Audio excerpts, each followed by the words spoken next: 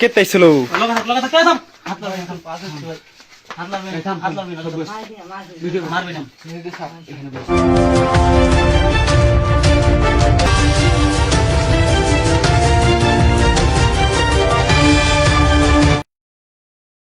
আসলে এই ধরনের ঘটনাগুলো শুনলে অবাক হওয়াটাই স্বাভাবিক। আমাদের সমাজ এবং মূল্যবোধের জায়গা থেকে এমন খবর যথেষ্ট অস্বস্তিকর। তবে এ ধরনের পরিস্থিতির পেছনে সামাজিক, মানসিক এবং পারিপার্শ্বিক অনেকগুলো দিক জড়িত থাকে। কেন এমনটা ঘটছে? পারিবারিক ও নৈতিক শিক্ষার অভাব। অনেক সময় পরিবারের ভেতর সঠিক সীমানা বা বাউন্ডারি বজায় রাখার শিক্ষাটা আমরা হারিয়ে ফেলছি। অপরিণত মানসিকতা। আপনি ছোট দেবরের কথা বললেন, অনেক ক্ষেত্রেই আবেগের বশবর্তী হয়ে বা বয়সের কারণে পরিণতির কথা না ভেবে তরুণরা এমন ভুল করে বসে। ডিজিটাল ও সামাজিক মাধ্যমের প্রভাব। বর্তমান সময় নাটক, সিনেমা বা সোশ্যাল মিডিয়ায় অনেক সময় পরকীয়া বা এই জাতীয় সম্পর্ককে গ্ল্যামারাইজড করা হয়, যা মানুষের অবচেতন মনে নেতিবাচক প্রভাব ফেলে। সমাজের তড়িঘড়ি সমাধান। প্রতিবেশীরা যখন বিচার ছাড়াই বিয়ে পড়িয়ে দেয়, তখন তারা মূলত কলঙ্ক ঢাকার চেষ্টা করে। কিন্তু এটি দীর্ঘমেয়াদে কোনো সমাধান কি না, তা নিয়ে প্রশ্ন থেকেই যায়। সমাজ কোথায় যাচ্ছে?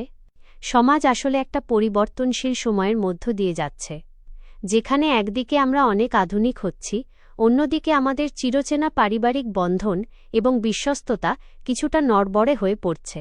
তবে মনে রাখা ভালো, এসব খবর চোখে বেশি পড়লেও আমাদের চারপাশে এখনও অগুনতি মানুষ আছে, যারা সততা এবং নৈতিকতার সাথেই জীবন পার করছেন।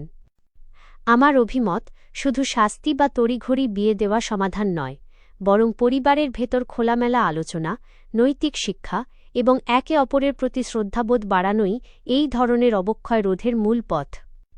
কেতাই ছিল